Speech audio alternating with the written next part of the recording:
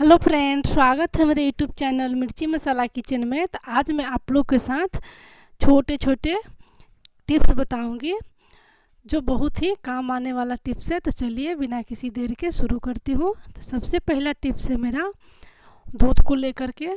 तो जब भी हम दूध उबालते हैं तो हम बर्तन धो करके रखे रहते हैं सूखा हुआ बिल्कुल, और उसमें दूध डाल के गैस पर रख देते हैं। तो वो क्या होता है, नीचे से जल जाता है, फिर उसको साफ़ करने में बहुत ज़्यादा टाइम लगता है। तो जब भी दूध उबालें तो इस तरीक़ा से कोई भी बर्तन अगर सूखा है तो उसमें थोड़ा सा पानी डाल करके उसको अच्छे से गीला कर लीजिए। जब बर्तन गीला रहता है उसके अंदर कोई भी पैकेट वाला दूध हो या गाय या भैंस कोई भी दूध हो तो उसमें डाल करके उबालिए। तो ये बिल्कुल भी नीचे लगता नहीं है, यानी चिपकता है, यानी जलता नहीं है। तो ये बहुत ही अच्छा तरीका है, ज़रूर ट्राई करिएगा आप लोग। तो इस तरीक़ा से गीला बर्तन करके और दूध को उबाल लीजिए। और दूध से ही मैं एक और टिप्स बता रही हूँ कि अगर मलाई उतारना है तो किस तरीक़ा से हम दूध को रखेंगे तो ज़्यादा मात्रा में मलाई उतरेगा। तो इस तरीक़ा से दूध को गर्म कर लीजिए। उसके बाद से कोई भी जाली वाला बर्तन से ढक करके रखेंगे। तो ये देखिए, कोई भी जाली वाला बर्तन है उसे ढक करके रखेंगे तो ज़्यादा मात्रा में मलाई निकलता है। अगर हम प्लेन प्लेट से तोपते हैं तो फिर उसमें मलाई ज़्यादा नहीं हो पाता है। तो इस तरीक़ा से जाली वाले बर्तन से दूध को गर्म करके ढक के रख दीजिए। मैं ढक के उसके बाद से जब हल्का ठंडा हो जाए तो फ्रीज में रख दीजिए। अगर कोई नहीं मलाई खाता है तो उसके बाद से फ्रीज में रख देने से और ज़्यादा मात्रा में उतरता है। तो ये देखिए, मैं फ्रीज में रख दी थी गर्म करके, और उसके बाद से मलाई उतार लीजिए। तो अगला टिप्स है मेरा ये कोलगेट को लेकर के। तो ये कोलगेट बहुत ही काम आते हैं, दांत साफ़ करने के साथ साथ और भी काम आते हैं कोलगेट। तो चलिए देखते हैं। तो सबसे पहले थोड़ा सा कोलगेट लेंगे। जब भी हम किचन में खाना बनाते हैं तो कभी हाथ जल जाता है या कैसे भी हाथ जल जाता है, तो उसके लिए बहुत ही अच्छा तरीका है ये जो वाइट वाला कोलगेट है, रेड वाला नहीं लगाना है। तो जो वाइट वाला कोलगेट है थोड़ा सा लीजिए और जहाँ भी हाथ जला हो या पैर जला हो वहाँ पे लगा दीजिए, तो छाला नहीं पड़ता है और जलन भी नहीं होता है। या जब रोटी बनाते हैं तो भाप लग जाता है हाथ में, या कभी तावा में सट जाता है, या कैसे भी हाथ में जल जाता है। तो खास करके जब हम रोटी बनाते हैं तो भाप बहुत ज़्यादा लगता है। तो अगर ज़्यादा लग गया है हाथ में भाप तो इस तरीक़ा से गीला आटा लीजिए, यानी गूँथा हुआ आटा, और जहाँ भी भाप लगा है या जला हुआ है वहाँ पे चिपका दीजिए। तो इस तरीक़ा से जलन नहीं होता है जब जलता है तो, और वहाँ पे छाला भी नहीं पड़ता है। तो ये भी तरीका बहुत ही अच्छा है, ज़रूर ट्राई करिएगा आप लोग। तो चलिए देखते हैं अगला टिप्स। तो अगला टिप्स है मेरा ये इस तरीक़ा का क्रीम लेकर के, क्रीम हो गया या कोलगेट। तो कोई भी क्रीम जब ख़त्म होता है तो वो जल्दी से निकलता नहीं है, उसमें काफ़ी सारा क्रीम रहता है और वो निकलता नहीं है। तो इस तरह से बेलन लीजिए, उसके बाद से हल्के हल्के हाथों से प्रेस करते हुए ऊपर ले जाइए। तो जो भी इसमें क्रीम होगा तो बिल्कुल भी नीचे नहीं रहेगा, जो भी होगा ये ऊपर इकट्ठा हो जाएगा और बहुत ही आसानी से ये निकल जाता है जब ख़त्म होता है। तो इस तरीक़ा से कोई भी क्रीम ले लीजिए जो भी घर पे है, या कोलगेट भी हो, तो बहुत ही आसानी से निकाल सकते हैं, बिल्कुल भी नुकसान नहीं होता है और इसको काटना भी नहीं पड़ता है। तो ये टिप्स कैसा लगा ज़रूर बताइएगा आप लोग। तो अगला टिप्स है मेरा ये दवा को लेकर के। तो ये दवा का जो इस पे जो लिखा हुआ रहता है, डेट लिखा हुआ रहता है ये दवा का नाम, तो बहुत किसी के मतलब साफ नहीं दिख पाता है, जैसे ये छोटे अक्षर में लिखा रहता है।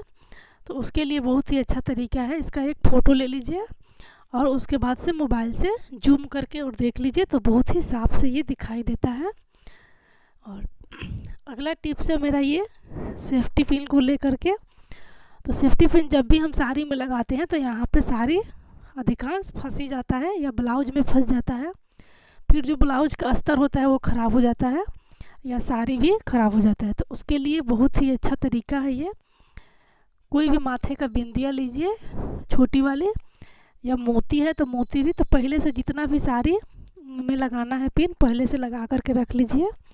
और जब भी साड़ी पहनना हो तो इस तरीक़े से पहनिए। तो बिल्कुल इसके नीचे देखिए वहाँ पे जहाँ पे ये गोल से है उसमें नहीं आता है साड़ी का जो अस्तर ब्लाउज का होता है, और फंसता भी नहीं है। तो साड़ी या ब्लाउज कुछ भी ख़राब ही नहीं होता है। तो मोती लगा दीजिए या बिंदी लगा दीजिए, जो भी है आपके पास वो लगा दीजिए। और कोलगेट को लेकर के एक और ही अच्छा तरीका बताने वाली हूँ मैं, कि जब भी हम डेली यूज वाला पायल पहनते हैं तो कहीं कहीं का पानी जो होता है बहुत खरा होता है, तो बार बार से काला पड़ जाता है पायल।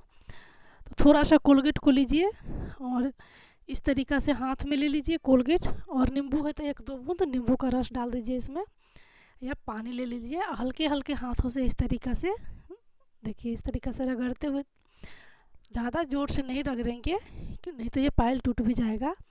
या कोलगेट ब्रश में लगा करके भी उसे भी साफ़ कर लीजिए, तो बहुत ही आसानी से ये कोलगेट से साफ़ हो जाता है बिना गर्म पानी किए और बिना उबाले। तो इस तरीक़ा से झटपट कोई भी पायल है तो ब्रश में लगा करके कर लीजिए, नहीं तो हल्के हल्के हाथों से इस तरीक़ा से कोलगेट से भी साफ़ हो जाता है। तो देखिए मैं यहाँ पे साफ़ करके दिखा रही हूँ।